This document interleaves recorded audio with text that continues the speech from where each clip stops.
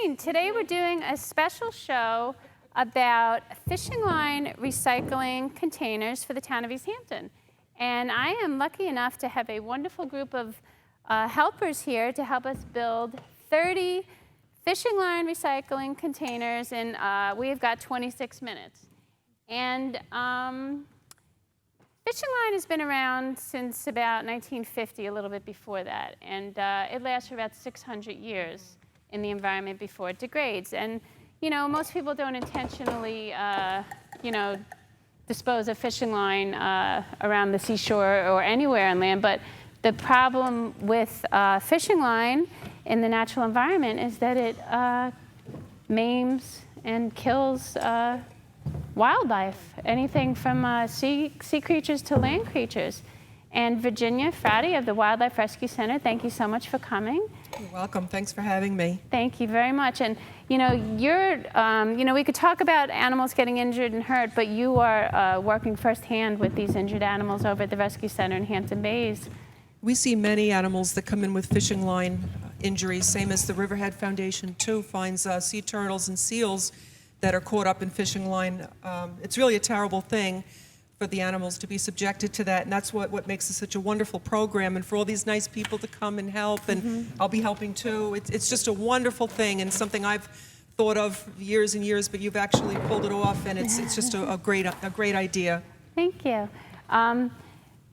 How this came about was that I saw a problem, and I went to the town board, the town of East Hampton, and I presented a little proposal. I first talked about the fishing line, the problem, and I showed them, we've got a lot of pictures around of animals entangled in this stuff, and I told them the problem, and then I told them a partial solution. And I asked the town that if I was to get donations and if I was to build these, and would they accept this project into the town of East Hampton, and they graciously agreed. And the first step was getting donations. And may I have the microphone, please? I have Mr. Bob DeLuca of the Group for the East End. How are you, Debbie? I'm good, Bob. Thank you so much for coming. Well, thanks for inviting me. You're the sticker man today back here. I'm working my way through, yeah. Very good. And Bob was one of my biggest donors, and I do appreciate that. Well, on behalf of Group for the East End, we're happy to help, and I think it's a great project. And I think also in terms of what we do, your personal advocacy to get this done is something that we very much support. So we're happy to help, and I think it's an important program. And as you've heard, this is an issue that we all really should be thinking about. Anybody who walks the beaches or fishes has seen the results of this monofilament line. Absolutely. It's everywhere. Right. And we have to do something to get this off of our beaches and to try to protect the wildlife that's very often entangled. Mm-hmm. And it's not only sometimes wildlife that gets entangled. As a diver, divers get tangled up in this stuff.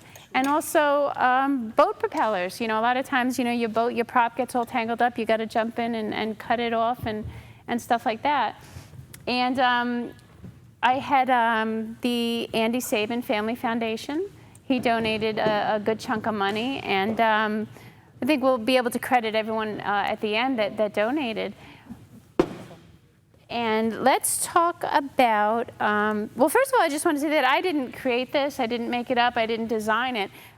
Florida actually has a wonderful program, and and they allow us to use any of their materials, and they have a great monofilament recovery and recycling program, a little booklet, so the town will get a couple of these, and they'll be able to, any questions that they have, they'll be able to look it up in this. But I just want to, let's go talk about building these receptacles. The first thing that we need is the PVC pipe. We are using sewer drain pipe because it's about a fifth of the price of PVC pipe. This is your ordinary PVC. It's very heavy, very thick, and it's really not that necessary. So these come in 10 to 20 foot lengths. We cut them up into 2 foot lengths. And the first thing that these ladies are doing from the Riverhead Foundation is they are cleaning off any grease or dirt or anything like that, just to make sure that the stickers are going to hold up at the end. Thank you guys for coming from the Riverhead Foundation. Can I have your name? You're welcome. I'm Carol. Hi, Carol. I'm Nicole. Hi, Nicole. Thank you for your help. Thank you. So they're Her daughter's name is Nicole. my daughter's name is Nicole, one of the many daughters that I have. And this is Amy from LTV, the office manager of Hi. LTV. Here, Amy. I'm sorry. There's Amy. Oh, hi. I didn't even know there was a camera. We're on camera, guys, in case nobody knows that. So then the second step that we have to do is we have to prime the PVC in order to have the glue adhere well. So what's your name? Deborah. Hi, Deborah. Deborah from the Riverhead Foundation as well. And they're priming, and then they're going to glue the elbows. And there's a nice little parts list. This is a really simple project, simple program, simple to build, simple to implement. And my hope is that other towns will watch our video and do this initiative themselves. So this is Mr. Eugene Garapi from the East Hampton Sanitation Department. How you doing, Debbie? I'm doing good, Gap. You? Yeah. And you're married to Lucille. Go figure. How lucky am I? I love Lucille. And So do I. aw, you better say that. This is Yeah, being it's on camera. recorded. Yeah.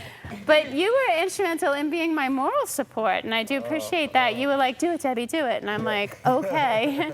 And you kind of introduced me to the right people to talk to, and that was great. Good. Thank I'm glad you. it's working out for you. It is, and you were like, if they're not going to help you, I'll help you. So you were great. I love that. So after they do the priming and do the gluing, the next step is these stickers. And one of the things that I've heard that people were concerned about is garbage being put in these receptacles. But number one, they're going to be placed at about 26 to 30 locations throughout the town of East Hampton, close to the garbage receptacles, so that the Parks Department will have an easier time of emptying these things. So I didn't really think garbage would be a big issue, but nonetheless, we've got warning no garbage in Spanish and English so that everyone can understand. Another very important sticker that I had made up was to report the sighting of a whale, dolphin, or sea turtle, so that being that these are all at the beaches, someone sees an injured or distressed marine mammal, they can give a call. Also, just again, Spanish and English to get everybody on board with it. And then the bottom sticker is to give support to the people that supported us, so to let everybody know that who was instrumental in getting this program off the ground. And let's see. We've got, some pictures. I'm sure that the camera people are zooming in every now and again of what really happens to the animals. And Virginia, you brought along these Yeah, I have horrible things horrible here. display boxes. All of this fishing tackle was found that we've taken off injured animals, gulls, Wow. and beautiful water birds such as loons. We even had a pelican come in last year, and he had a little bit of fishing line on him. He came in off Montauk. A pelican? And a pelican came in. We had to transfer him to Florida, actually, because they're not Wow. usually found around No, here. they're not. This is a picture of a great black-backed gull that got caught in this lure, actually up here. And it is a terrible picture, but he was one of the ones that was lucky enough to be released. Many a times these go around their legs and wings, and not only do they do skin lacerations, they also cut off the circulation. Sure. We like to make sure that if anyone finds an animal, any kind of animal with fishing line, or if they accidentally snag a bird in fishing line, not to just cut it and let it go, but please try and rescue the bird so we can get the fishing line taken off. It's really a horrible death, and many times results in amputation of the limbs. Right, infection and All kinds of things. and they it's can terrible. call 728 Wild. 728 Wild. We have a wildlife hospital in Hampton Bays.